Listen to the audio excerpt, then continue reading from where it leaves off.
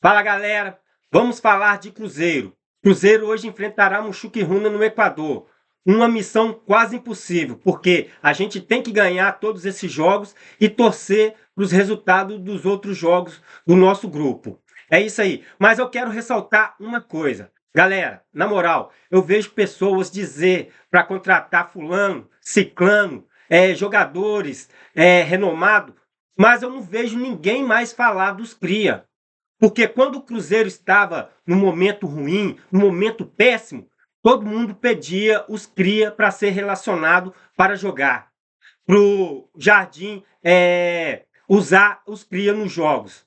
E hoje não, hoje ninguém fala dos cria. Eu acho isso injustiça. Agora que está no momento bom, que o Cruzeiro está no momento bom, e muito bem, por sinal, ninguém fala dos cria. Agora que é o momento do Leonardo Jardim estar usando os cria. Um ambiente sem pressão da torcida, sem pressão de lado nenhum. Então, é a hora que os crias podem mostrar o futebol deles, porque tem muitos jogadores na base do Cruzeiro. Mas eu não vejo ninguém falar. Eu só vejo eles pedir jogadores para contratar jogadores renomados. Eu não concordo com isso. Tem que contratar? Sim. Mas por que também não usa os crias? Porque é assim que vai mostrando o futebol dos crias. Palmeiras é um exemplo. Olha o que ele fez com o Estevão. Hoje o Estevão é um dos principais jogadores do Palmeiras e joga muito. Para mim é craque. Agora o Cruzeiro tem que começar a fazer isso. E a gente tem que cobrar para os crias ser usado, utilizado também. Porque quando estava ruim, a gente cobrava para utilizar os cria. Agora que está tudo bem, ninguém cobra, quer contratar outros jogadores. Esse é meu ponto de vista, que eu acho muito errado nós torcedores cobrar contratação, querer contratação de outros jogadores, mas agora que está tudo bem, não pede os cria, ninguém mais fala dos cria. Cara, sinceramente, e na base tem muitos jogadores bons. Essa é minha opinião. E qual é a sua opinião? Deixa aí nos comentários. Eu sei que tem que contratar, mas vamos utilizar os crias também? Deixa aí nos comentários. Você que acabou de chegar aqui e não é inscrito, se inscreva e deixe o seu like. Então, bora para as notícias do Cruzeiro, hoje que enfrentará o Muxuquiruna. Agora, no meio da semana, Rodrigo, os times brasileiros vão suar as camisolas, né? Como dizia o Leonardo Jardim, em competições internacionais. E o Cruzeiro tem esse jogo contra o Mushuc Runa, o jogo pela Sul-Americana, né? O jogo vai ser na quarta-feira, lá no Equador. Mushuc Runa tem 3 vitórias, surpreendentemente. O Cruzeiro tem 3 derrotas. O Cruzeiro devia desistir logo da Copa Sul-Americana, assim, largar a mão, não levar ninguém de titular. O que você acha, Rodrigo? Complicado dizer isso para a torcida, né? Que vai abrir mão de uma competição que o Cruzeiro batalhou para estar nela. Acabou que pensava mais em Libertadores no Brasileirão do ano passado, mas a vaga não veio. Então ficou com a Copa Sul-Americana, que eu acho que ficou ainda mais cara para o Cruzeiro depois da derrota para o Racing na final do ano passado. E o jeito que foi essa derrota, né? Com o Racing jogando muito melhor, o Cruzeiro devendo naquela decisão. Então, eu acho que o Cruzeiro não vai desistir de todo. Mas o Leonardo Jardim, com as suas escolhas, já entendeu que o time que ele considera ideal, ele vai usar preferencialmente no Campeonato Brasileiro e na Copa do Brasil. Ele não vai usar na Copa Sul-Americana. A menos que o Cruzeiro tenha uma sequência na Sul-Americana, chegue à fase de mata-mata, aí pode ser um outro momento, uma outra avaliação.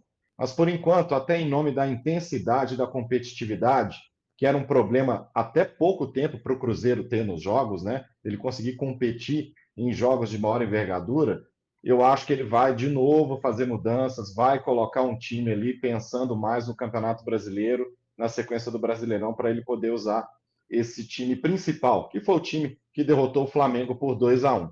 Desistir não, Rogério, mas acho que a resposta já pode vir e de uma forma imposta ao Cruzeiro, né? Se o Cruzeiro empatar com o Muxuquiruna, ele já não consegue ser primeiro colocado do grupo, que avança direto para as oitavas de final.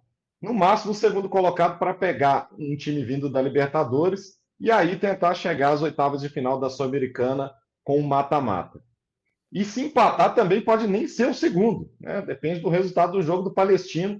Vai ser antes, né, do jogo do Cruzeiro, Palestino e União de Santa Fé, antes de Cruzeiro e Muxuquiruna, lá no Equador. Então, pode ser que o Cruzeiro já tenha essa resposta antes que a gente possa debater muito ela. Mas enfim, Cruzeiro com uma chance mínima e acho que também está pesando, Rogério, essa campanha vexatória que o Cruzeiro está fazendo na Copa Sul-Americana, né? É preciso pelo menos uma resposta em termos de desempenho e resultado, porque não está bonito, não. Isso não condiz com a história do Cruzeiro em competições internacionais. O início da competição pesou muito, né? O time não estava encaixado. Agora a situação é diferente. O Cruzeiro vem de 3 vitórias. Ganhou do Vasco pelo Brasileiro, do Vila Nova pela Copa do Brasil e agora pelo Flamengo pelo Campeonato Brasileiro. Uma vitória que chama atenção. Hoje está todo mundo elogiando o Cruzeiro. E aí, Fernanda, o Gabriel falou: ele disse que não tem um time titular, que vai usar todo mundo, mas está mais ou menos claro quem são os preferidos aí, né? Acho que é o time que jogou ontem no início da partida, né? Cássio, Fagner, Fabrício Bruno, Vidalba e Kaique Bruno, Lucas Silva e Lucas Romero, Christian, Matheus Pereira e Wanderson e Caio Jorge.